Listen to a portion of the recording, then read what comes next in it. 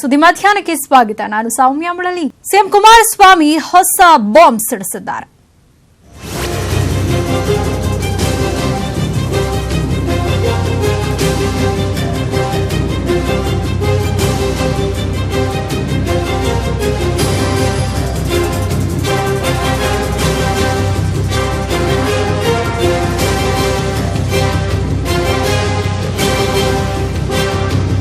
ಕುಮಾರಸ್ವಾಮಿ ಹೊಸ ಬಾಂಬ್ ಸಿಡಿಸಿದ್ದಾರೆ. ಬಿಜೆಪಿಯವರು ಸರ್ಕಾರ ಬೀಳಿಸುವ ಕೆಲಸ ಮಾಡಿಕೊಳ್ಳಿ.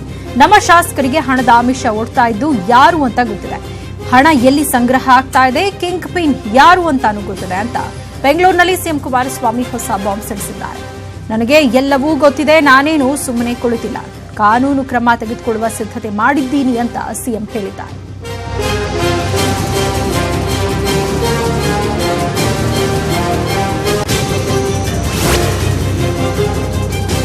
ಬಿಬಿಎಂಪಿ ಕಡತಕ್ಕೆ ಬೆಂಕಿ ಇಟ್ಟವರು ಈಗ ಸರ್ಕಾರ ಬೀಳಿಸಲು ಮುಂದಾಗಿದ್ದಾರೆ. ಸಕಲೇಶಪುರದ ಕಾಫಿ ಪ್ಲಾಂಟರ್ ರೆಸಾರ್ಟ್ ಮಾಡಲು ಹೋಗಿದ್ರು.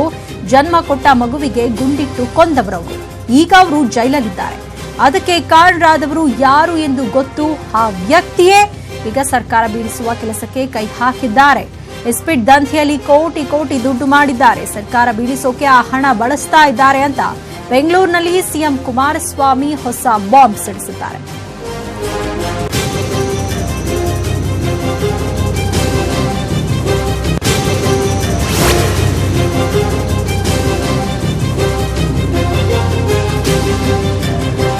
ವಿರೋಧಿಗಳು ವ್ಯರ್ಥ ಕಸರತ್ತನ್ನ ಮಾಡ್ತಾ ಇದ್ದಾರೆ. ನಾನು ಯಾವುದಕ್ಕೂ ತಲೆ ಕೆಡಿಸಿಕೊಂಡಿಲ್ಲ. ಮಾಧ್ಯಮದಲ್ಲಿ ಡೇಟ್ ಬರ್ತಾ ಇದೆ, ಅದು ದಿನೇ ದಿನೇ ಮುಂದೂಡಬಹುದು ಅಂತ ಬೆಂಗಳೂರಿನಲ್ಲಿ ಸಿಎಂ ಕುಮಾರಸ್ವಾಮಿ ಹೇಳಿದ್ದಾರೆ.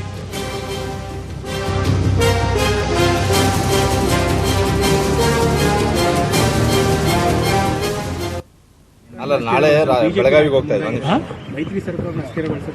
ಅದು ಅವ್ರ ಕೆಲಸ ಅವ್ರು ಮಾಡ್ಕೊಳ್ಳಿ. ಅದೇ ನನಗೆ ಅದು ಸಂಬಂಧ ಇಲ್ಲದೆ ಇರೋದು. ಅದೆಲ್ಲ ನಡೀತಾ ಇದೆ, ಅವೆಲ್ಲ ನಡೀತಾ ಇದೆ, ಗೊತ್ತಿದೆ. ನನಗೇನು ಗೊತ್ತಿಲ್ವೇ? ನಾನು ಸುಮ್ಮನೆ ಕೂತಿರ್ತೀನಿ. ಆ ಹಣ ಎಲ್ಲೆಲ್ಲಿ ಸಂಗ್ರಹ ಮಾಡ್ತಾ ಇದ್ದಾರೆ, ಯಾರ್ಯಾರಾದ್ರೂ ಹಿಂದೆ ಇರ್ತಕ್ಕಂಥ ಕಿಂಗ್ ಪಿನ್ಗಳು ದುಡ್ಡನ್ನು ಸಂಗ್ರಹ ಮಾಡಲಿಕ್ಕೆ, ಅದು ಎಲ್ಲದಕ್ಕೂ ನಾನು ಏನೇನು ಕ್ರಮ ತೆಗೆದುಕೋಬೇಕು ಕಾನೂನಿನ ದೃಷ್ಟಿಯೊಳಗೆ ಏನೇನು ಮಾಡಬೇಕು ಪ್ರಾರಂಭ ಮಾಡ್ತೀನಿ. ಸುಮ್ಮನೆ ಇರ್ತೀನ?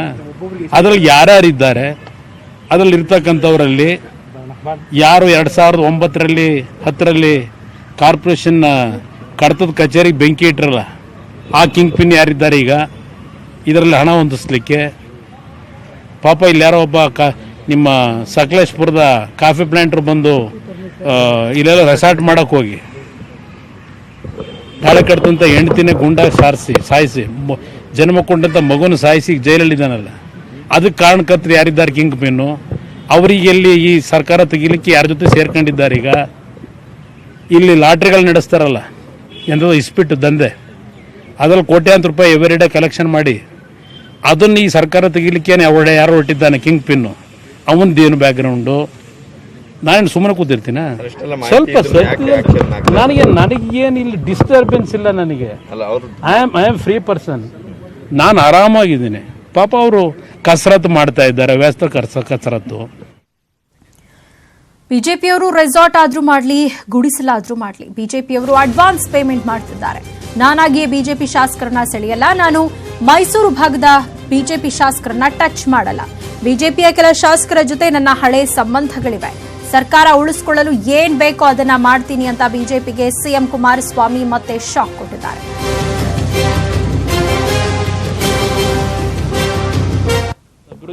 ಸರ್ಕಾರದ ಅಧಿಕಾರಿಗಳಲ್ಲಿ ಏನೋ ಈ ಸರ್ಕಾರ ಹೋಯ್ತು ಅಂತ ಹೇಳಿ ಅಸಡ್ಡೆ ಮಾಡೋರು ಅವರಲ್ಲ, ಅವ್ರಿಗೆ ನಾನು ಚಾಟಿ ಬೀಸ್ತಾ ಇದ್ರೆ ನನ್ನ ರಾಜ್ಯದ ಅಭಿವೃದ್ಧಿ ಏನಾಗಬೇಕು? ಅದಕ್ಕೆ ನಾನು ಸೋಮವಾರದಿಂದ ಇನ್ನೂ ಬಹಳ ಕಠಿಣವಾಗಿ ಹೊರಡಬೇಕು ಅಂತ ತೀರ್ಮಾನಕ್ಕೆ ಬಂದಿದ್ದೇನೆ. ಇವತ್ತು ಮಾದ ಇದು ಯಾಕೆ ಕರೆದಿದ್ದಾರೆ? ಪಾಪ ಯಡಿಯೂರಪ್ಪನವರಿಗೆ ಬಿಜೆಪಿ ನಾಯಕರಿಗೆ ಅದು ಯಾವುದೂ ಬೇಕಿಲ್ಲ, ರಾಜ್ಯದ ಅಭಿವೃದ್ಧಿ ಬೇಕಿಲ್ಲ. ಅವರಿಗೆ ಈ ಸರ್ಕಾರ ತೆಗೆದು ಇನ್ನೊಂದು ಸರ್ಕಾರ ತರಬೇಕು. ಇನ್ನೊಂದು ಸರ್ಕಾರ ತರಕ್ಕಾಗುತ್ತಾ ಅವ್ರ ಕೈಲಿ? ಈ ಬಗ್ಗೆ ಮತ್ತಷ್ಟು ಮಾಹಿತಿಯನ್ನು ಪಡೆಯೋಣ. ನಮ್ಮ ಪ್ರತಿನಿಧಿ ಜನಾರ್ದನ್ ಹೆಬ್ಬಾರ್ ನಮ್ಮ ಜೊತೆ ನೇರ ಸಂಪರ್ಕಕ್ಕೆ ಬಂದಿದ್ದಾರೆ. ಜನಾರ್ದನ್, ಸ್ವತಃ ಸಿಎಂ ಕುಮಾರಸ್ವಾಮಿ ಅವರೇ ಒಪ್ಕೊಂಡಿದ್ದಾರೆ ಬಿಜೆಪಿಯವರು ಸರ್ಕಾರ ಬೀಳಿಸುವಂತಹ ಒಂದು ಪ್ರಯತ್ನವನ್ನ ಮಾಡಿದ್ದಾರೆ ಅಂತ. ಅಲ್ಲದೆ ಒಂದಷ್ಟು ಅಲಿಗೇಷನ್ಗಳನ್ನ ಮಾಡಿರುವಂತದ್ದು. ಇದು ನಿಜಕ್ಕೂ ಬಹಳ ಸೀರಿಯಸ್ ಆಗಿ ಸಿಎಂ ಕುಮಾರಸ್ವಾಮಿ ಅವರು ಮಾತನಾಡಿರುವಂತದ್ದು. ಸೊ ಯಾವ ರೀತಿಯಾಗಿ ಪ್ಲಾನ್ ಮಾಡ್ತಾ ಇದ್ದಾರೆ ಬಿಜೆಪಿಯವರು, ಅದಕ್ಕೆ ತಾವು ಯಾವ ರೀತಿಯಾಗಿ ರೆಡಿ ಆಗಿದ್ದೀರಿ ಅನ್ನೋದ್ರ ಬಗ್ಗೆ ಏನೇನು ಮಾತಾಡಿದ್ರು ಸಿಎಂ ಅವರು?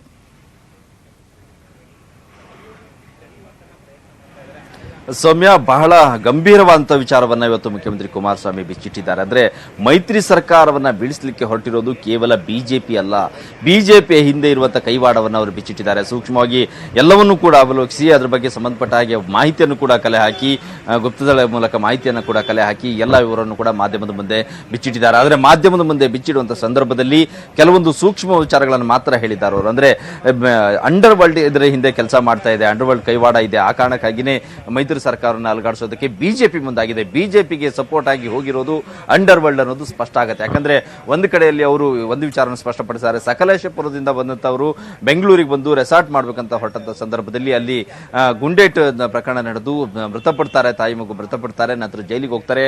ಆ ಪ್ರಕರಣದ ಹಿಂದೆ ಇರೋರು ಯಾರು? ಇಸ್ಪೀಟ್ ಅಡ್ಡ ನಡೆಸ್ತಾ ಇದ್ದಾರೆ ಕೆಲವರು, ಅದರಿಂದ ಕೋಟ್ಯಾಂತರ ರೂಪಾಯಿ ಹಣವನ್ನ ಸಂಗ್ರಹ ಮಾಡ್ತಾರೆ.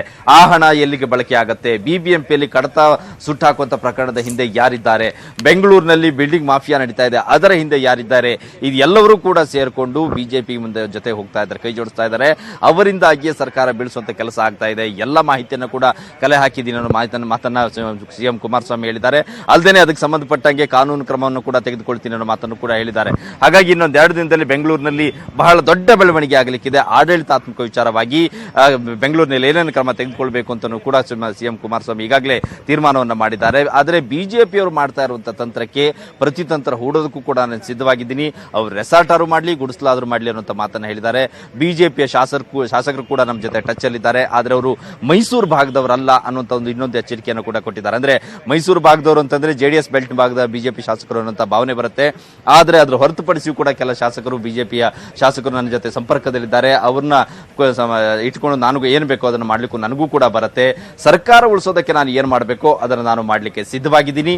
ಆದರೆ ಬಿಜೆಪಿಯವರ ತಂತ್ರಕ್ಕೆ ಪ್ರತಿತಂತ್ರ ನಾನು ಮಾಡ್ತೀನಿ. ಬಿಜೆಪಿಯವರು ಏನೇನು ಮಾಡ್ತಿದ್ದಾರೆ ಇದಕ್ಕೆಲ್ಲದಕ್ಕೂ ಕೂಡ ತಲೆ ಕೆಡಿಸ್ಕೊಂಡು ಕೂತ್ಕೊಳ್ಳಲ್ಲ. ಆಡಳಿತದ ವಿಚಾರವಾಗಿ ನಾನು ಗಮನ ಹರಿಸ್ತಾ ಇದ್ದೀನಿ. ಆ ಬಗ್ಗೆ ಸೋಮವಾರದಿಂದನೇ ಬಿಗಿಯಾಗಿ ಆಡಳಿತವನ್ನು ನಡೆಸಲಿಕ್ಕೆ ಇನ್ನಷ್ಟು ಅಧಿಕಾರಿಗಳನ್ನೆಲ್ಲ ಕರೆದು ಸಭೆಯನ್ನ ಮಾಡ್ತೀನಿ ಅನ್ನೋ ಮಾತನ್ನು ಕೂಡ ಈ ಸಂದರ್ಭದಲ್ಲಿ ಹೇಳಿದ್ದಾರೆ.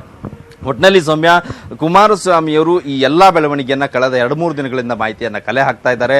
ಭಿನ್ನಮತ ಎಳಿಸಿರುವಂತಹ ಕಾಂಗ್ರೆಸ್ನ ಶಾಸಕರ ಜೊತೆಯಲ್ಲೂ ಕೂಡ ನಿರಂತರ ಸಂಪರ್ಕದಲ್ಲಿದ್ದಾರೆ. ಜಾರಕಿಹೊಳಿ ಬ್ರದರ್ಸ್ ಜೊತೆ ಸಂಪರ್ಕದಲ್ಲಿದ್ದಾರೆ. ಆದರೆ ಇದರ ಹಿಂದೆ ನಡೀತಾ ಇರುವಂತಹ ಈ ಒಂದು ಇಷ್ಟೊಂದು ಬೆಳವಣಿಗೆ, ರಾಜಕೀಯ ಬೆಳವಣಿಗೆ ಹಿಂದಿರುವಂತವರು ಯಾರು ಅನ್ನೋದನ್ನ ಕಲೆ ಹಾಕಿಕೊಳ್ಳೋದಕ್ಕೆ ಮುಖ್ಯಮಂತ್ರಿ ಕುಮಾರಸ್ವಾಮಿ 2 ದಿನದಿಂದ ಪ್ರಯತ್ನವನ್ನು ಮಾಡ್ತಾ ಇದ್ರು. ಅದಕ್ಕೆ ಸಂಬಂಧಪಟ್ಟ ಹಾಗೆ ಸಂಪೂರ್ಣ ಮಾಹಿತಿಯನ್ನ ಕಲೆ ಹಾಕಿದ್ದಾರೆ. ಸಿಎಂ ಕುಮಾರಸ್ವಾಮಿ 2 ದಿನದಿಂದ ಯಾವುದೇ ಒಂದು ಸರ್ಕಾರಿ ಕಾರ್ಯಕ್ರಮದಲ್ಲಿ ಪಾಲ್ಗೊಂಡಿರಲಿಲ್ಲ. ಎಲ್ಲವನ್ನೂ ಕೂಡ ಅವರು ಟಿಪಿ ಕಾಯ್ದಿರಿಸಲಾಗಿದೆ ಅಂತಾನೆ ಇತ್ತು. ಆದ್ರೆ ಅವರು ಕಾಯ್ದಿರಿಸಲಾಗಿದೆ ಅಂತ ಇದ್ರು ಸಹಿತ ಮನೆಯಲ್ಲಿಯೇ ಕೂತ್ಕೊಂಡು ಎಲ್ಲಾ ವಿಚಾರವನ್ನು ಕೂಡ ಗಮನಿಸ್ತಾ ಇದ್ರು. ಎಲ್ಲಾ ಸಂಬಂಧಪಟ್ಟ ಮಾಹಿತಿಯನ್ನ ಕಲೆ ಹಾಕಿದ್ದಾರೆ. ಪ್ರಮುಖವಾಗಿ ಈ ಮೈತ್ರಿ ಸರ್ಕಾರ ಅಲುಗಾಡಿಸ್ತಾ ಇರೋದು ಅಂಡರ್ ವರ್ಲ್ಡ್ ಅನ್ನೋದು ಈಗ ಸ್ಪಷ್ಟವಾಗಿದೆ. ಸೌಮ್ಯ, ಓಕೆ, ಸಿಎಂ ಕುಮಾರಸ್ವಾಮಿ ಅವರು ಇಷ್ಟೆಲ್ಲ ಮಾತಾಡಿದ್ದಾರೆ ಅಂದ್ರೆ ನಿಜಕ್ಕೂ ಸೀರಿಯಸ್ ಆಗಿ ಏನೋ ಡೆವಲಪ್ಮೆಂಟ್ ನಡೀತಾ ಇದೆ ಅನ್ನುವಂಥದ್ದು ಇಲ್ಲಿ ಕನ್ಫರ್ಮ್ ಆಗ್ತಾ ಇರುವಂಥದ್ದು. ಮತ್ತೊಂದು ಕಡೆ ವಿರೋಧಿಗಳು ವ್ಯರ್ಥ ಪ್ರಯತ್ನವನ್ನ ಮಾಡ್ತಾ ಇದ್ದಾರೆ, ನಾನೇನು ಸುಮ್ಮನೆ ಕೂತಿಲ್ಲ ಅನ್ನುವಂಥ ಒಂದು ಮಾತನ್ನ ಕೂಡ ಹೇಳಿರುವಂಥದ್ದು. ಹಾಗಾದ್ರೆ ಸರ್ಕಾರವನ್ನ ಉಳಿಸ್ಕೊಳ್ಳೋದಕ್ಕೆ ಯಾವ ರೀತಿಯಾದಂತಹ ಒಂದು ಪ್ರತಿತಂತ್ರವನ್ನು ಸಿಎಂ ಅವರು ಮಾಡ್ತಾ ಇದ್ದಾರಂತ ಇದ್ರ ಬಗ್ಗೆ ಏನಾದರೂ ಮಾಹಿತಿ ಸಿಗ್ತಾ ಇದೆಯಾ?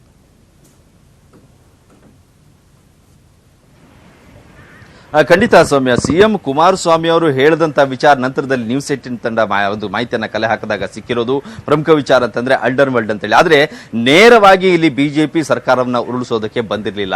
ಅಂಡರ್ ವರ್ಲ್ಡ್ ಈಗ ಅಂಡರ್ ವರ್ಲ್ಡ್ ಅನ್ನ ಅವರಿಗೆ ಆಡಳಿತದ ಬಿಗಿಯಾಗಿರುವಂತಹ ಹಿನ್ನೆಲೆಯಲ್ಲಿ, ಸರ್ಕಾರದ ಆಡಳಿತ ಬಿಗಿಯಾಗಿರುವಂತಹ ಹಿನ್ನೆಲೆಯಲ್ಲಿ, ಕೆಲವೊಂದು ವಿಚಾರಕ್ಕೆ ಕಡಿವಾಣ ಹಾಕಿರುವಂತಹ ಹಿನ್ನೆಲೆಯಲ್ಲಿ ಅವರಿಗೆ ಸಮಸ್ಯೆ ಎದುರಾದಂತಹ ಸಂದರ್ಭದಲ್ಲಿ ಇವರೆಲ್ಲರೂ ಸೇರಿ ಒಂದಷ್ಟು ಜನ ಸೇರ್ಕೊಂಡು ಬಿಜೆಪಿಯವರ ಮುಂದೆ ಹೋಗಿ ಬೇಡಿಕೆಯನ್ನ ಇಟ್ಟಿದ್ದಾರೆ. ಆ ಸಂದರ್ಭದಲ್ಲಿ ಈ ಎಲ್ಲ ಪ್ರಕ್ರಿಯೆ ಆರಂಭ ಆಗಿದೆ ಅನ್ನೋ ಮಾಹಿತಿ ನ್ಯೂಸ್ 18 ಕನ್ನಡಕ್ಕೆ ಲಭ್ಯ ಆಗಿರುವಂತ. ಅದೇ ಕಾರಣಕ್ಕಾಗಿ ಸಿಎಂ ಕುಮಾರಸ್ವಾಮಿ ಸಹ ಸ್ಪಷ್ಟವಾಗಿ ಹೇಳಿದ್ದಾರೆ, ನಾನು ಸರ್ಕಾರ ಉಳಿಸಿಕೊಳ್ಳೋದಕ್ಕೆ ಏನ್ ಬೇಕೋ ಅದನ್ನು ಮಾಡ್ತೀನಿ ಅಂತೇಳಿ. ಆದ್ರೆ ನೇರವಾಗಿ ಬಿಜೆಪಿ ಶಾಸಕರನ್ನ ಸೆಳೆಯೋದಕ್ಕಿಂತ ಹೆಚ್ಚಾಗಿ ಆಡಳಿತವನ್ನ ಬಿಗಿ ಮಾಡಿದ್ರೆ ಬಿಜೆಪಿಯ ಮುಂದೆ ಬೇಡಿಕೆ ಇಡ್ಲಿಕ್ಕೆ ಯಾರೆಲ್ಲ ಹೋಗಿದ್ರು ಪ್ರಮುಖ ಅಂಡರ್ ವರ್ಲ್ಡ್ ಸಂಬಂಧಪಟ್ಟಂತವರು ಅವರಿಗೆ ಕಡಿವಾಣ ಹಾಕಿದ್ರೆ ಈ ಎಲ್ಲಾ ಆಟಾಟೋಪಗಳು ನಿಲ್ಲತ್ತೆ ಅನ್ನೋದು ಮುಖ್ಯಮಂತ್ರಿಗಳು ಕೂಡ ಗಮನಕ್ಕೆ ಬಂದಿದೆ. ಆ ಕಾರಣಕ್ಕಾಗಿನೇ ಇಂಟೆಲಿಜೆನ್ಸ್ ಇಂದ ಮಾಹಿತಿಯನ್ನ ಕಲೆ ಹಾಕಿದ್ದಾರೆ. ಅದಕ್ಕೆ ಸಂಬಂಧಪಟ್ಟಂಗೆ ಏನೆಲ್ಲ ಕ್ರಮ ತೆಗೆದುಕೊಳ್ಬೇಕು ಅದಕ್ಕೂ ಕೂಡ ಈಗಾಗಲೇ ಪ್ಲಾನ್ ಸಿದ್ಧವಾಗಿದೆ. ಇನ್ನೊಂದು 2 ದಿನದಲ್ಲಿ ಸಂದರ್ಭದಲ್ಲಿ ಆಡಳಿತದಲ್ಲಿ ಸಾಕಷ್ಟು ಬದಲಾವಣೆ ಆಗಲಿಕ್ಕಿದೆ, ಅಧಿಕಾರಿಗಳ ವರ್ಗಾವಣೆ ಕೂಡ ದೊಡ್ಡ ಮಟ್ಟದಲ್ಲಿ ಆಗಲಿಕ್ಕಿದೆ. ಅದಕ್ಕೆ ಇನ್ನು 2 ದಿನಗಳ ಮಾತ್ರ ಗಡುವನ್ನ ಸಿಎಂ ಇಟ್ಕೊಂಡಿದ್ದಾರೆ. ಅದಕ್ಕೆ ಏನೇನ್ ಬೇಕು ಆ ಎಲ್ಲಾ ಪ್ಲಾನ್ಗಳನ್ನು ಕೂಡ ಕುಮಾರಸ್ವಾಮಿ ಮಾಡ್ಕೊಂಡಿದ್ದಾರೆ. ಹಾಗಾಗಿ ಮೈತ್ರಿ ಸರ್ಕಾರಕ್ಕೆ ಏನೂ ಆಗಲ್ಲ, ಸರ್ಕಾರ ಉಳಿಸ್ಕೊಳ್ಳೋದಕ್ಕೆ ನಾನು ಏನ್ ಮಾಡಬೇಕು ಅದನ್ನ ಮಾಡ್ತಾ ಇದ್ದೀನಿ ಅನ್ನೋದನ್ನು ಕೂಡ ಅಷ್ಟೇ ಆತ್ಮವಿಶ್ವಾಸದಲ್ಲಿ ಕುಮಾರಸ್ವಾಮಿ ಅವರು ಹೇಳಿದ್ದಾರೆ. ನ್ಯೂಸ್ 18 ತಂಡ ಮಾಹಿತಿ ಕಲೆ ಹಾಕಿರುವಂತಹ ಮಾಹಿತಿ ಬಹುಶಃ ಇನ್ನೊಂದು 2 ಗಂಟೆಗಳಲ್ಲಿ ಆ ಬಗ್ಗೆ ಸಂಪೂರ್ಣ ಮಾಹಿತಿ ನ್ಯೂಸ್ 18 ಕನ್ನಡದಲ್ಲೇ ಬರುತ್ತಾರೆ ಸಾಧ್ಯತೆ ಇದೆ. ಅಷ್ಟೊಂದು ಮಾಹಿತಿಯನ್ನು ಕೂಡ ನಾವು ಕಲೆ ಹಾಕ್ತಾ ಇದ್ದೀವಿ. ಆ ಮಾಹಿತಿಯನ್ನು ನಾನು ಬಿಚ್ಚಿಟ್ಟ ಸಂದರ್ಭದಲ್ಲಿ ರಾಜ್ಯ ಜನರಿಗೂ ಕೂಡ ಇದು ಸ್ಪಷ್ಟವಾಗಿ ಅರಿವಿಗೆ ಬರ್ಲಿಕ್ಕಿದೆ. ಸೌಮ್ಯ, ಓಕೆ, ಧನ್ಯವಾದ ಜನಾರ್ದನ್ ತಮ್ಮೆಲ್ಲ ಮಾಹಿತಿಗೆ. ಒಟ್ಟಾರೆ ಒಂದು ಸೀರಿಯಸ್ ಅಲಿಗೇಷನ್ ಅನ್ನ ಸಿಎಂ ಕುಮಾರಸ್ವಾಮಿ ಅವರು ಮಾಡಿರುವಂತಹ, ಇವತ್ತು ಸಿಎಂ ಕುಮಾರಸ್ವಾಮಿ ಅವರು ಬಿಜೆಪಿ ಸರ್ಕಾರವನ್ನ ಬೀಳಿಸೋದಕ್ಕೆ ಪ್ರಯತ್ನವನ್ನ ಮಾಡ್ತಾ ಇದೆ ಅನ್ನುವಂತಹ ಒಂದು ಆರೋಪವನ್ನ ಮಾಡಿದ್ರು. ಅದರ ಜೊತೆಗೆ ಸಾಕಷ್ಟು ವಿಚಾರಗಳನ್ನ ಅವರು ಮಾತನಾಡಿದ್ರು. ಕುಮಾರಸ್ವಾಮಿ ಅವರು ಒಂದು ಮಾತು ಹೇಳ್ತಾರೆ, ಸಕಲೇಶಪುರದ ಒಬ್ಬ ವ್ಯಕ್ತಿ ರೆಸಾರ್ಟ್ ಮಾಡಲು ಬಂದು ಮಗುವನ್ನೇ ಗುಂಡಿಟ್ಟು ಕೊಂದಂತಹ ವ್ಯಕ್ತಿ ಜೈಲಲ್ಲಿದ್ದಾರೆ. ಅವರೆಲ್ಲ ಸೇರಿ ಸರ್ಕಾರವನ್ನ ಬೀಳಿಸುವಂತಹ ಒಂದು ಪ್ರಯತ್ನವನ್ನ ಮಾಡ್ತಾ ಇದ್ದಾರೆ ಅಂತ. ಹಾಗಾದ್ರೆ ಕುಮಾರಸ್ವಾಮಿ ಅವರು ಹೇಳಿದ ಸಕಲೇಶಪುರದ ವ್ಯಕ್ತಿ ಯಾರು? ಹೆಂಡತಿ ಮಕ್ಕಳಿಗೆ ಗುಂಡಿಟ್ಟ ಆ ಕಾಫಿ ಪ್ಲಾಂಟರ್ ಯಾರು? ನ್ಯೂಸ್ 18 ಕನ್ನಡದಲ್ಲಿ ಎಕ್ಸ್ಕ್ಲೂಸಿವ್ ಮಾಹಿತಿಯನ್ನ ನಾವು ಕೊಡ್ತಾ ಇದ್ದೀವಿ. ಬೆಂಗಳೂರಲ್ಲಿ ಹೆಂಡತಿ ಮಕ್ಕಳಿಗೆ ಗುಂಡಿಟ್ಟಿದ್ದು ಉದ್ಯಮಿ ಗಣೇಶ್. ರೆಸಾರ್ಟ್ ಹಾಗೂ ಉದ್ಯಮದಲ್ಲಿ ಲಾಸ್ ಆಗಿತ್ತು ಗಣೇಶ್ಗೆ. ಉದ್ಯಮಿ ಗಣೇಶ್ ಬಗ್ಗೆಯೇ ಸಿಎಂ ಕುಮಾರಸ್ವಾಮಿ ಅವರು ಮಾತನಾಡಿದ್ರ ಅನ್ನುವಂತಹ ಒಂದು ಪ್ರಶ್ನೆ ಕೂಡ ಉದ್ಭವವಾಗಿದೆ. ಯಾಕಂದ್ರೆ ಒಂದು ನೇರವಾದಂತಹ ಒಂದು ಆರೋಪವನ್ನ ಮಾಡ್ತಾರ ಅವರು, ಆದ್ರೆ ಅವರು ಹೆಸರನ್ನ ಎಲ್ಲೂ ಕೂಡ ತೆಗೆದುಕೊಳ್ಳೋದಿಲ್ಲ. ಸಕಲೇಶಪುರದ ಕಾಫಿ ಪ್ಲಾಂಟರ್ ಒಬ್ಬರು ರೆಸಾರ್ಟ್ ಮಾಡೋದಕ್ಕೆ ಬಂದು ಹೆಂಡತಿ ಮಕ್ಕಳಿಗೆ ಗುಂಡಿಟ್ಟು ಕೊಂದು ಜೈಲು ಸೇರಿದವರು ಈಗ ಸರ್ಕಾರವನ್ನ ಬೀಳಿಸುವಂತಹ ಒಂದು ಪ್ರಯತ್ನವನ್ನ ಮಾಡ್ತಾ ಇದ್ದಾರೆ ಅನ್ನುವಂತಹ ಒಂದು ಆರೋಪವನ್ನ ಮಾಡಿದ್ರು. ಹಾಗಾದ್ರೆ ಈ ಸರ್ಕಾರವನ್ನ ಬೀಳಿಸುವಂತಹ ಒಂದು ಪ್ರಯತ್ನದಲ್ಲಿ ಬಿಜೆಪಿ ಜೊತೆ ಕೈ ಜೋಡಿಸಿದಂತಹ ವ್ಯಕ್ತಿ ಯಾರು ಅನ್ನೋದನ್ನ ನೋಡೋದಾದ್ರೆ ನ್ಯೂಸ್ 18 ಕನ್ನಡಕ್ಕೆ ಎಕ್ಸ್ಕ್ಲೂಸಿವ್ ಮಾಹಿತಿ ಸಿಕ್ಕಿದೆ. ಉದ್ಯಮಿ ಗಣೇಶ್ ಬಗ್ಗೆ ಕುಮಾರಸ್ವಾಮಿ ಅವರು ಮಾತನಾಡಿದ್ದಾರೆ ಅಂತ ಹೇಳಲಾಗ್ತಾ ಇದೆ. ಸಕಲೇಶಪುರದ ವ್ಯಕ್ತಿಯೇ ಗಣೇಶ್, ಉದ್ಯಮಿ ಗಣೇಶ್ ಅಂತ ಹೇಳಲಾಗ್ತಾ ಇದೆ.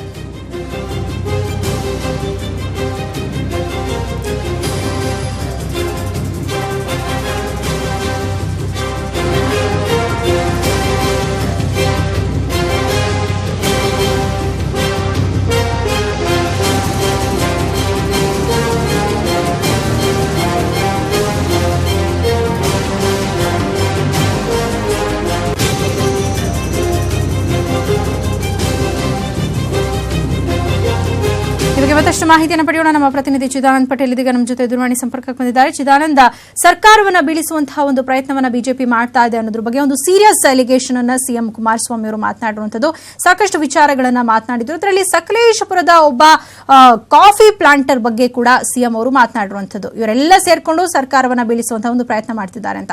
ಹಾಗಾದ್ರೆ ಆ ಉದ್ಯಮಿ ಯಾರು? ಆ ಗಣೇಶ್ ಅನ್ನುವಂತಹ ಉದ್ಯಮಿ ಬಗ್ಗೆಯೇ ಸಿಎಂ ಅವರು ಮಾತನಾಡಿರುವಂತದ್ದು. ಇವರು ಯಾವ ರೀತಿಯಾಗಿ ಸರ್ಕಾರವನ್ನ ಬೀಳಿಸುವಂತಹ ಒಂದು ಪ್ಲಾನ್ ಮಾಡ್ತಾ ಇದ್ದಾರಂತೆ? ಈ ಒಂದು ಸಿಎಂ ಮಾತಿನ ಒಂದು ಮರ್ಮವನ್ನ ನೋಡೋದಾದ್ರೆ ಏನಂತ ಹೇಳಬಹುದು ಚಿದಾನಂದ್?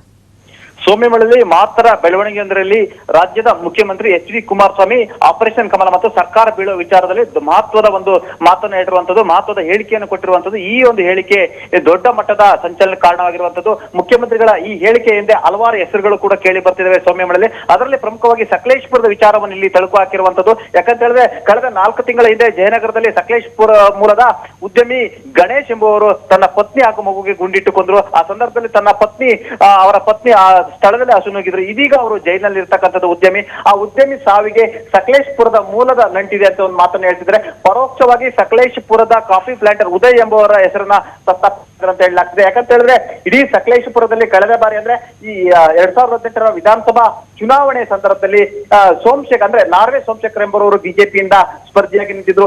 ಈ ಸ್ಪರ್ಧಿ ಚನ್ನಪಟ್ಟಣದ ಮಾಜಿ ಶಾಸಕ ಹಾಗೂ ಮಾಜಿ ಸಚಿವ ಸಿ.ಪಿ. ಯೋಗೀಶ್ವರರ ಆಪ್ತರಾಗಿರುವಂತದ್ದು.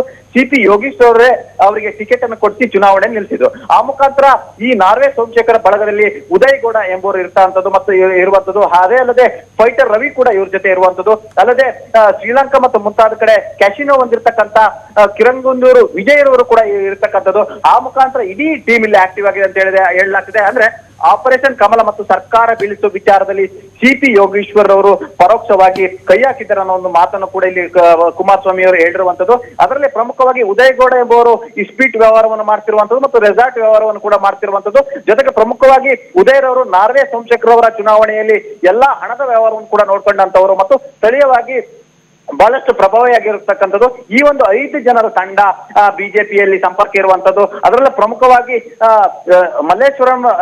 ಮಲ್ಲೇಶ್ವರಂ ಶಾಸಕ ಅಶ್ವಥ್ ನಾರಾಯಣ ಅವರ ಸಂಬಂಧಿ ಕೂಡ ಇದರಲ್ಲಿ ಭಾಗಿಯಾಗಿದ್ದಾರೆ ಅಂತ ಹೇಳಲಾಗ್ತಿದೆ. ಒಟ್ಟಾರೆ ಎಚ್ ಡಿ ಕುಮಾರಸ್ವಾಮಿ ಅವರು ಇದೀಗ ಸಿಡಿಸಿರ್ತಕ್ಕಂಥ ಗುಂಡು ಇದೀಗ ಸಕಲೇಶ್ಪುರ ಸೇರಿದಂತೆ ಇಡೀ ಬೆಂಗಳೂರಾದ್ಯಂತ ಗುಂಡಿನ ಸದ್ದು ಕೇಳಿಸಿರುವಂತದ್ದು. ಆ ಮುಖಾಂತರ ಸರ್ಕಾರ ಬೀಳಿಸುವಲ್ಲಿ ಸಕಲೇಶಪುರದ ಪ್ಲಾಂಟರ್ ಹಾಗೂ ಚುನಾವಣೆಗೆ ನಿಂತಂತ ಜಿಮ್ ಸೋಮಶೇಖರ್ ಮತ್ತು ಫೈಟರ್ ರವಿ ಸೇರಿದಂತೆ ಅಲ್ಲದೆ ಇನ್ನೋರ್ವ ಕಾಫಿ ಪ್ಲಾಂಟರ್ ಉದಯ್ ಗೌಡ ಸೇರಿದಂತೆ ಅನೇಕರು ಕೈ ಹಾಕಿದ್ದಾರೆ ಎಂಬ ಮಾಹಿತಿಯನ್ನು ಪರೋಕ್ಷವಾಗಿ ಹೇಳಿರುವಂತದ್ದು. ಆ ಮುಖಾಂತರ ಸರ್ಕಾರ ಹಲವಾರು ಶಾಸಕರಿಗೆ ಇದೇ ತಂಡ ಆಮಿಷವನ್ನು ಹೊಡ್ತಿದೆ, ಹಣದ ಆಮಿಷವನ್ನು ಹೊಡ್ತಿದೆ. ಆ ಮುಖಾಂತರ ಆಪರೇಷನ್ ಕಮಲ ಕೈ ಹಾಕ್ತಿದೆ ಅಂತ ಹೇಳಿ ಗಂಭೀರ ಆರೋಪ ಮಾಡಿರ್ತಕ್ಕಂಥ ಮುಖ್ಯಮಂತ್ರಿಗಳು. ಹಾಗಾಗಿ ಈ ಸಂಬಂಧಪಟ್ಟಾಗ ನಾನು ಕ್ರಮ ಕೈಗೊಳ್ತೀನಿ ಎಂಬ ಮಾತನ್ನು ಕೂಡ ಹೇಳಿರುವಂತದ್ದು. ಇದರಲ್ಲಿ ಪ್ರಮುಖವಾಗಿ ಸೌಮ್ಯಮಳಲ್ಲಿ ಒಂದು ಮಾತನ್ನ ಮುಖ್ಯಮಂತ್ರಿಗಳು ಹೇಳಿದ್ರು. ಅಂದ್ರೆ ಪರೋಕ್ಷವಾಗಿ ಉದ್ಯಮಿ ಗಣೇಶ್ ತನ್ನ ಪತ್ನಿಗೆ ಗುಂಡಿಟ್ಟು ತನ್ನ ಮಗನಿಗೂ ಗುಂಡಿಟ್ಟು ಜೈಲಿಗೆ ಹೋಗ್ಲಿಕ್ಕೆ ಕಾರಣ ಆಗಿದ್ದಂತವರು ಕೂಡ ಆ ಸಕಲೇಶ್ಪುರದ ಪ್ಲಾಂಟರ್ ಅಂತ ಹೇಳುವ ಮುಖಾಂತರ ಇದ್ರ ಹಿಂದೆ ಎಲ್ಲ ಒಂದ್ ಕಡೆ ಇದೇ ತಂಡ ಅಂದ್ರೆ ಉದ್ಯಮಿ ಗಣೇಶ್ ಹಾಳಾಗಿ ಕೊನೆಗೆ ಏನು ಆತ ಉದ್ಯಮದಲ್ಲಿ ಲಾಸ್ ಆಗ್ಲಿಕ್ಕೆ ಕೂಡ ಇವರೇ ಕಾರಣರು ಅನ್ನೋ ಒಂದು ಮಾತನ್ನ ಹೇಳಿರುವಂತದ್ದು.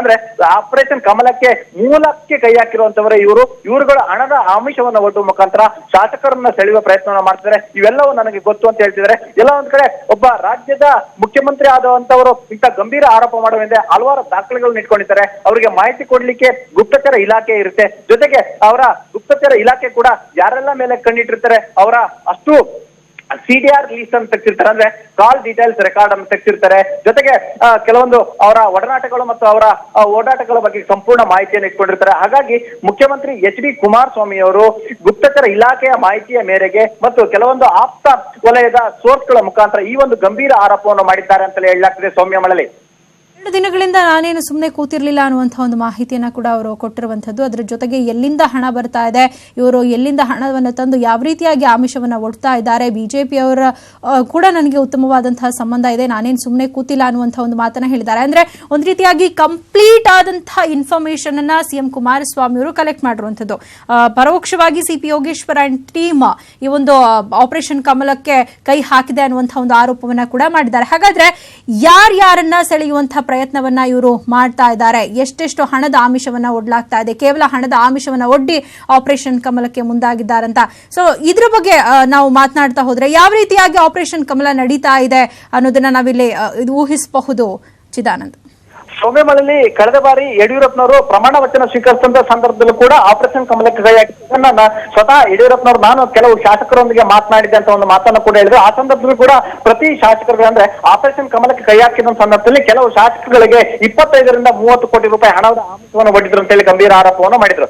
ಜೊತೆಗೆ ಆಪರೇಷನ್ ಕಮಲಕ್ಕೆ ನೀವು ಬಿಜೆಪಿಗೆ ಬರ್ತೀರಾ ಅಂತೇಳಿ ಖುದ್ದು ಹಲವಾರು ಜನರು ಹಿರೇಕೆರೂರಿನ ಶಾಸಕ BC ಪಾಟೀಲ್ ಅವರು ಕರೆ ಮಾಡಿದ್ರು. ಅದರಲ್ಲಿ ಮಾಜಿ ಮುಖ್ಯಮಂತ್ರಿ ಯಡಿಯೂರಪ್ಪ ಕೂಡ ಕರೆ ಮಾಡಿದ್ರು. ಈ ಸಂಬಂಧಪಟ್ಟಾಗೆ BC ಪಾಟೀಲರು ಕೂಡ ನೇರವಾಗಿ ಆರೋಪವನ್ನು ಮಾಡಿದ್ರು. ಇದೇ ರೀತಿ ಬಳ್ಳಾರಿ ಮತ್ತು ಸುತ್ತಮುತ್ತಲ ರಾಯಚೂರು ಸೇರಿದಂತೆ ಅನೇಕ ಜಿಲ್ಲೆಯ ಮತ್ತು ಉತ್ತರ ಕರ್ನಾಟಕ ಭಾಗದ ಅನೇಕ ಕಾಂಗ್ರೆಸ್ ಶಾಸಕರನ್ನು ಕೂಡ ಆಪರೇಷನ್ ಕಮಲಕ್ಕೆ ಸೆಳೆಯುವ ಪ್ರಯತ್ನವನ್ನು ಕೂಡ ಮಾಡಿದ್ರು. ಇದು ಈ ಸಂಬಂಧಪಟ್ಟಾಗೆ ಇದೀಗ ಮುಖ್ಯಮಂತ್ರಿ ಎಚ್ ಡಿ ಕುಮಾರಸ್ವಾಮಿ ಅವರಿಗೆ ಗುಪ್ತಚರ ಇಲಾಖೆಯ ಮಾಹಿತಿ ಬಂದಿರುವಂತದ್ದು. ಆ ಮಾಹಿತಿಯ ಪ್ರಕಾರ ಸಕಲೇಶಪುರ ಮೂಲದ ಅಂದ್ರೆ ವಿಧಾನಸಭೆ ಚುನಾವಣೆಗೆ ನಿಂತಂತ ಜಿಮ್ ಸೋಮಶೇಖರ್ ಅಂತೇಳಿ ಕರೆಯಲಾಗಿರ್ತಕ್ಕಂಥ ರೌಡಿ ಸೀಟರ್ ಆಗಿರ್ತಕ್ಕಂಥ ಅಂದ್ರೆ ರೌಡಿ ಸೀಟರ್ ಹಿನ್ನೆಲೆ ಇರ್ತಕ್ಕಂಥ ಜಿಮ್ ಸೋಮಶೇಖರ್ ಕೂಡ ಇದರಲ್ಲಿ ಭಾಗಿಯಾಗಿದ್ದಾರೆ ಅಂತೇಳಿ ಗಂಭೀರವಾಗಿ ಪರೋಕ್ಷವಾಗಿ ಆರೋಪವನ್ನು ಮಾಡಿದ್ದಾರೆ. ಜೊತೆಗೆ ಫೈಟರ್ ರವಿ ಇವರು ಮೂಲತಃ ಬೆಂಗಳೂರಿನವರು. ಫೈಟರ್ ರವಿ ಕೂಡ ಇವ್ರ ಜೊತೆ ಸೇರ್ಕೊಂಡಿದ್ದಾರೆ. ಜೊತೆಗೆ ಆ ಭಾಗದ ಬೆಂಗಳೂರಿನಲ್ಲಿ ಇದ್ದುಕೊಂಡೇ ಆ ಭಾಗದಲ್ಲಿ ಇರ್ತಕ್ಕಂಥ ಪ್ರಭಾವಿಯಾಗಿರ್ತಕ್ಕಂಥ ಉದಯ್ ಗೌಡ ಎಂಬುವರು ಕೂಡ ಈ ಜಿಮ್ ಸೋಮಶೇಖರ್ ಅವರ ಆಪ್ತರು ಕೂಡ ಆಗಿದ್ರಿಂದ ಅವರು ಕೂಡ ಸೇರ್ಕೊಂಡಿದ್ದಾರೆ. ಅಲ್ಲದೆ ಪ್ರಮುಖವಾಗಿ ಕಿರಂಗಂದೂರು ವಿಜಯ್ ಕೂಡ ಈ ಒಂದು ಪ್ರಕರಣದಲ್ಲಿ ಇದ್ದಾರೆ ಎಂಬ ಮಾತನ್ನು ಕೂಡ ಹೇಳಿರುವಂತದ್ದು. ಹಾಗಾಗಿ ಒಟ್ಟಾರೆ ಕುಮಾರಸ್ವಾಮಿ ಅವರ ಓಕೆ, ಸಂಪರ್ಕ ಸಾಧ್ಯ ಆಗ್ತಾ ಇಲ್ಲ. ಧನ್ಯವಾದ ಚಿದಾನಂದ್ ತಮ್ಮೆಲ್ಲ ಮಾಹಿತಿಗೆ. ಒಟ್ಟಾರೆ ಒಂದು ಸೀರಿಯಸ್ ಅಲಿಗೇಷನ್ ಅನ್ನು ಸಿಎಂ ಕುಮಾರಸ್ವಾಮಿ ಅವರು ಇವತ್ತು ಮಾತನಾಡಿರುವಂತದ್ದು. ಈ ಒಂದು ಬಿಜೆಪಿ ಏನ್ ಮಾಡ್ತಾ ಇದೆ, ಸರ್ಕಾರವನ್ನ ಬೀಳಿಸುವಂತಹ ಒಂದು ಪ್ರಯತ್ನ ಮಾಡ್ತಾ ಇದೆ, ಅದರ ಹಿಂದೆ ಯಾವ್ಯಾರು ಇದ್ದಾರೆ, ಯಾವ ಟೀಮ್ ಕೆಲಸ ಮಾಡ್ತಾ ಇದೆ, ಅವರು ಯಾವ ರೀತಿಯಾದಂತಹ ಒಂದು ಆಮಿಷವನ್ನ ಒಡ್ತಾ ಇದ್ದಾರೆ, ಇದೆಲ್ಲದರ ಬಗ್ಗೆ ನನಗೆ ಗೊತ್ತಿದೆ, ನಾನೇನು ಸುಮ್ಮನೆ ಕೂತಿಲ್ಲ ಅನ್ನುವಂತಹ ಒಂದು ಮಾತನ್ನ ಸಿಎಂ ಹೇಳಿದ್ದಾರೆ.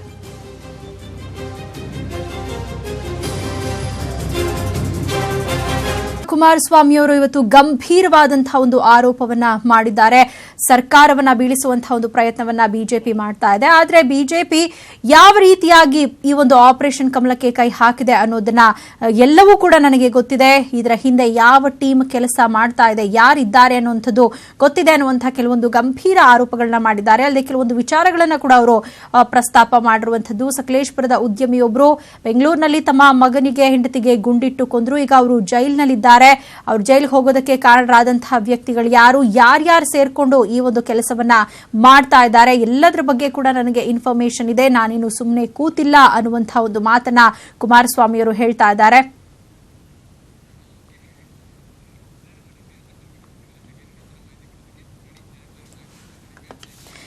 ಈ ಬಗ್ಗೆ ಮತ್ತಷ್ಟು ಮಾಹಿತಿಯನ್ನು ಪಡೆಯೋಣ. ನಮ್ಮ ಪ್ರತಿನಿಧಿ ಚಿದಾನಂದ್ ಪಟೇಲ್ ಇದೀಗ ನಮ್ಮ ಜೊತೆ ನ್ಯೂಸ್ ಡೆಸ್ಕ್ ನಿಂದ ನೇರ ಸಂಪರ್ಕಕ್ಕೆ ಬಂದಿದ್ದಾರೆ. ಚಿದಾನಂದ್, ಕುಮಾರಸ್ವಾಮಿ ಅವರು ಮಾತನಾಡುವಂತಹ ಸಂದರ್ಭದಲ್ಲಿ ಈ ಉದಯ್ ಗೌಡ ಅಂದ್ರೆ ಅವರ ಒಂದು ಮಾತಿನ ಹಿನ್ನೆಲೆಯನ್ನು ನೋಡೋದಾದ್ರೆ ಯಾರ್ಯಾರು ಇದ್ದಾರೆ, ಯಾರ್ಯಾರ ಮೇಲೆ ಆರೋಪವನ್ನ ಮಾಡ್ತಾ ಇದ್ದಾರೆ ಅನ್ನೋ ನೋಡೋದಾದ್ರೆ ಸಿಪಿ ಯೋಗೇಶ್ವರ್, ಉದಯ್ ಗೌಡ, ಫೈಟರ್ ರವಿ ಇವರೆಲ್ಲರ ಮೇಲೆ ಅವರು ಆರೋಪವನ್ನ ಮಾಡ್ತಾ ಇರುವಂತದ್ದು. ಬಟ್ ಇವರು ಯಾವ ರೀತಿಯಾಗಿ ಪ್ಲಾನ್ ಮಾಡಿದ್ರು ಆಪರೇಷನ್ ಕಮಲಕ್ಕೆ, ಯಾವ ರೀತಿಯಾಗಿ ಶಾಸಕರನ್ನ ಸೆಳೆದ್ರು, ಈ ಒಂದು ಇನ್ಫಾರ್ಮೇಶನ್ ಅನ್ನ ನಾವು ಕೆದಕ್ತಾ ಹೋಗೋದಾದ್ರೆ ಯಾವ ರೀತಿಯಾಗಿ ಅವರು ಆಪರೇಷನ್ ಕಮಲಕ್ಕೆ ಮುಂದಾಗಿದೆ ಈ ಒಂದು ಟೀಮ್ ಅನ್ನೋದು? ಈ ನಾರ್ವೆ ಸೋಮಶೇಖರನನ್ನು ಕಳೆದ ವಿಧಾನಸಭೆ ಚುನಾವಣೆಯಲ್ಲಿ ಬಿಜೆಪಿ ಅಭ್ಯರ್ಥಿಯಾಗಿ ಸಕಲೇಶಪುರ ವಿಧಾನಸಭಾ ಕ್ಷೇತ್ರದಿಂದ ಸ್ಪರ್ಧೆ ಮಾಡಿದಂತರು. ಈ ನಾರ್ವೆ ಸೋಮಶೇಖರ್ ಅವರಿಗೆ ಜಿಮ್ ಸೋಮ ಅಂತ ಹೇಳಿ ಕರೀತಾರೆ. ಬೆಂಗಳೂರಿನ ಜಯನಗರದ ನಿವಾಸಿಯಾಗಿರ್ತಕ್ಕಂಥ ಈತನ ಮೇಲೆ ಹಲವಾರು ಪ್ರಕರಣಗಳಿರ್ತಕ್ಕಂಥದ್ದು. ಈತ ರೌಡಿ ಸೀಟರ್ ಕೂಡ ಹೌದು. ಈ ರೌಡಿ ಸೀಟರ್ ಈತ ಸಕಲೇಶಪುರ ಮೀಸಲು ಕ್ಷೇತ್ರದಲ್ಲಿ ಬಿಜೆಪಿ ಪರವಾಗಿ ಚುನಾವಣೆಗೆ ನಿಂತಿರುವಂಥದ್ದು. ಈ ಜಿಮ್ ಸೋಮ ಅಲಿಯಾಸ್ ನಾರ್ವೆ ಸೋಮಶೇಖರ್ ಅವರನ್ನ ಚುನಾವಣೆಗೆ ನಿಲ್ಲಿಸಿದೆ ಮತ್ತು ಟಿಕೆಟ್ ಅನ್ನು ಕೊಡಿಸಿದೆ ಚನ್ನಪಟ್ಟಣದ ಮಾಜಿ ಶಾಸಕ ಸಿಪಿ ಯೋಗೇಶ್ವರ್. ಮತ್ತು ಈ ಸಿಪಿ ಯೋಗೇಶ್ವರ್ ತಂಡ ಈ ನಾರ್ವೆ ಸೋಮಶೇಖರ್ ಇಡೀ ಚುನಾವಣೆ ಖರ್ಚು ವೆಚ್ಚವನ್ನ ಅಂದ್ರೆ ಅವನದೇ ಹಣವನ್ನ ನೋಡ್ಕೊಂಡಿದ್ದು, ಇಡೀ ಚುನಾವಣೆ ನೋಡ್ಕೊಂಡಿದ್ದು ಉದಯ್ ಗೌಡ ಅಂತೇಳಿ. ಇವರು ಮೂಲತಃ ಸಕಲೇಶಪುರ ತಾಲೂಕಿನ ಆನುಬಾಳು ಹೋಬಳಿಯ ಮದನಾಪುರ ಎಂಬ ಗ್ರಾಮದವರು. ಈ ಉದಯ್ ಗೌಡ ಎಂಬುವರು ಈ ಒಂದು ತಂಡ ಎಲ್ಲ ಸೇರಿಕೊಂಡು ಇದೀಗ ಸರ್ಕಾರನ ಬೀಳಿಸಲು ಹೊರಟಿದಂತೇಳಿ ಇವರು ಗಂಭೀರ ಆರೋಪವನ್ನು ಮಾಡ್ತಿರುವಂತದ್ದು. ಇವರ ಜೊತೆಗೆ ಕಿರಂಗಂದೂರು ವಿಜಯ್ ಅಂತ ಉದ್ಯಮಿ ಇರುವಂತದ್ದು ಮತ್ತು ಬೆಂಗಳೂರಿನ ಮಾಜಿ ರೌಡಿ ಸೀಟರ್ ಫೈಟರ್ ರವಿ ಕೂಡ ಇವ್ರ ಜೊತೆ ಸೇರ್ಕೊಂಡಿದ್ದಾರೆ ಅಂತೇಳಿ ಗಂಭೀರ ಆರೋಪವನ್ನು ಪರೋಕ್ಷವಾಗಿ ಮಾಡಿರುವಂತದ್ದು. ಈ ಗುಂಪು ಕೆಸಿನೋವನ್ನು ನಡೆಸುತ್ತೆ. ಅಂದ್ರೆ ಶ್ರೀಲಂಕಾದಲ್ಲಿ ಕೆಸಿನೋನ ಬಾಡಿಗೆಗೆ ತೆಗೆದುಕೊಂಡು ಲೀಸ್ಗೆ ತೆಗೆದುಕೊಂಡು ನಡೆಸ್ತಿರ್ತಕ್ಕಂಥದ್ದು. ಜೊತೆಗೆ ಇಸ್ಪಿಟ್ ಮೇಳಗಳನ್ನು ಕೂಡ ಈ ಒಂದು ತಂಡ ಮಾಡ್ತಿರುವಂತದ್ದು. ಮತ್ತು ನಾರ್ವೆ ಸೋಮಶೇಖರ್ ಅನ್ನೋನು ಕೂಡ ನೂರಾರು ಕೋಟಿಯ ಹಣವನ್ನು ಹೊಂದಿರುವಂತದ್ದು ಮತ್ತು ನಾರ್ವೆಯಲ್ಲಿ ನೂರಾರು ಎಕರೆಯ ಜಮೀನನ್ನು ಕೂಡ ಹೊಂದಿರುವಂತದ್ದು, ಕಾಫಿ ಪ್ಲಾಂಟೇಶನ್ ಕೂಡ ಹೊಂದಿರುವಂತದ್ದು. ಈ ತಂಡ ಸೇರ್ಕೊಂಡು ಆಪರೇಷನ್ ಕಮಲಕ್ಕೆ ಕೈ ಹಾಕಿದೆ ಅನ್ನೋ ಒಂದು ಗಂಭೀರ ಆರೋಪವನ್ನು ಮುಖ್ಯಮಂತ್ರಿಗಳು ಮಾಡಿರುವಂತದ್ದು. ಒಬ್ಬ ರಾಜ್ಯದ ಮುಖ್ಯಮಂತ್ರಿ ಒಂದು ಆರೋಪವನ್ನು ಮಾಡ್ತಿದ್ದಾರೆ ಅಂತ ಹೇಳಿದ್ರೆ ಅದು ಗಂಭೀರ ಆರೋಪವಾಗಿರುತ್ತೆ. ಮತ್ತು ಈ ಆರೋಪದಿಂದ ಮುಖ್ಯಮಂತ್ರಿಗಳಿಗೆ ಹಲವಾರು ಮಾಹಿತಿ ಇರುತ್ತೆ. ಯಾಕಂತ ಹೇಳಿದ್ರೆ ಪೊಲೀಸ್ ಇಲಾಖೆ ಅವರ ಸುಪರ್ದಿಯಲ್ಲಿ ಇರುತ್ತೆ ಮತ್ತು ಗುಪ್ತಚರ ಇಲಾಖೆ ಅವರ ಸುಪರ್ದಿಯಲ್ಲಿ ಇರುತ್ತೆ. ಈ ಎಲ್ಲಾ ಇಲಾಖೆಗಳ ಮಾಹಿತಿಯನ್ನು ಪಡೆದುಕೊಂಡು ಇವತ್ತು ಮುಖ್ಯಮಂತ್ರಿ ಎಚ್ ಡಿ ಕುಮಾರಸ್ವಾಮಿ ಅವರು ಈಗ ನೇರವಾಗಿ ಗಂಭೀರ ಆರೋಪವನ್ನು ಮಾಡಿರುವಂತದ್ದು ಸೌಮ್ಯಮಳಲಿ. ಮತ್ತೊಂದು ಕಡೆ ಮುಖ್ಯಮಂತ್ರಿ ಎಚ್ ಡಿ ಕುಮಾರಸ್ವಾಮಿ ಅವರು ಒಂದು ಮಾತನ್ನು ಹೇಳಿದ್ದಾರೆ.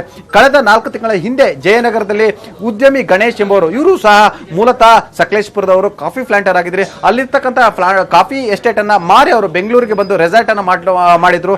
ಈ ಉದ್ಯಮಿ ಗಣೇಶ್ ಮತ್ತು ನಾರ್ವೆ ಸೋಮಶೇಖರ್ ನಡುವೆ ವ್ಯವಹಾರವಿತ್ತು, ಬಡ್ಡಿ ವ್ಯವಹಾರವಿತ್ತು. ಕೊನೆಗೆ ಬಡ್ಡಿ ಕಟ್ಟಲಾಗದೆ ಉದ್ಯಮಿ ಗಣೇಶ್ ಅವರು ತಾನು ಆತ್ಮಹತ್ಯೆ ಮಾಡಿಕೊಳ್ಳಲು ಹೋಗಿ ಜೊತೆಗೆ ಪತ್ನಿ ಮತ್ತು ಮಕ್ಕಳನ್ನು ಗುಂಡಿಟ್ಟುಕೊಳ್ಳಲು ಪ್ರಯತ್ನಿಸಿದ್ರು. ಆ ಸಂದರ್ಭದಲ್ಲಿ ಪತ್ನಿಗೆ ಗುಂಡಿಟ್ಟು ಕೊಂದ್ರು, ಪತ್ನಿ ಸತ್ತೋದ್ರು. ನಂತರ ಮಕ್ಕಳಿಗೆ ಕೂಡ ಗುಂಡಿಟ್ರು. ಆದ್ರೆ ಅದೃಷ್ಟವಶಾತ್ ಆ ಇಬ್ಬರು ಮಕ್ಕಳು ಬದುಕಿದ್ರು. ಇದೀಗ ಉದ್ಯಮಿ ಗಣೇಶ್ ಅವರು ಬೆಂಗಳೂರಿನ ಪರಪ್ಪನ ಅಗ್ರಹಾರ ಜೈಲಿನಲ್ಲಿ ಇರುವಂತದ್ದು. ಒಟ್ಟಾರೆ ಇಡೀ ಪ್ರಕರಣದ ಹಿಂದೆ ಈ ಒಂದು ಕೆಸಿನೋ ಆಡತಕ್ಕಂಥ ಇಸ್ಪೀಟ್ ದಂಧೆಯಲ್ಲಿರ್ತಕ್ಕಂಥ ಮತ್ತು ಸಕಲೇಶಪುರದ ಉದಯ್ ಮತ್ತು ನಾರ್ವೆ ಸೋಮಶೇಖರ್, ಕಿರಂಗಂದೂರು ವಿಜಯ್ ಹಾಗೂ ಪ್ರಮುಖವಾಗಿ ಇವರಿಗೆಲ್ಲರೂ ಕೂಡ ಮೂಲತಃ ಇವ್ರ ಜೊತೆ ಇರ್ಕೊಂಡು ಅಸೋಸಿಯೇಟ್ ಆಗಿ ಕೆಲಸ ಮಾಡ್ತಿರ್ತಕ್ಕಂಥವರು ಮಾಜಿ ಸಚಿವ ಹಾಗೂ ಮಾಜಿ ಶಾಸಕ ಸಿಪಿ ಯೋಗೇಶ್ವರ್ ಅನ್ನೋದು ಇವರ ಆರೋಪ ಆಗಿರುವಂತದ್ದು. ಒಟ್ಟಾರೆ ಈ ತಂಡ ಎಲ್ಲ ಒಂದ್ ಕಡೆ ಆಪರೇಷನ್ ಕಮಲಕ್ಕೆ ಕೈ ಹಾಕಿದೆ. ನೇರವಾಗಿ ಶಾಸಕರುಗಳಿಗೆ ಕೋಟ್ಯಾಂತರ ರೂಪಾಯಿ ಹಣದ ಆಮಿಷವನ್ನು ಒಡ್ಡಿದೆ. ಆ ಮುಖಾಂತರ ಬಿಜೆಪಿ ಕರೆತರುವ ಪ್ರಯತ್ನವನ್ನು ಮಾಡಿದೆ ಎಂಬ ಗಂಭೀರ ಆರೋಪವನ್ನು ಮುಖ್ಯಮಂತ್ರಿಗಳು ಇವತ್ತು ಮಾಡಿದ್ದಾರೆ. ಸೌಮ್ಯಮಳಲಿ, ಧನ್ಯವಾದ ಚಿದಾನಂದ್ ತಮ್ಮೆಲ್ಲ ಮಾಹಿತಿಗೆ.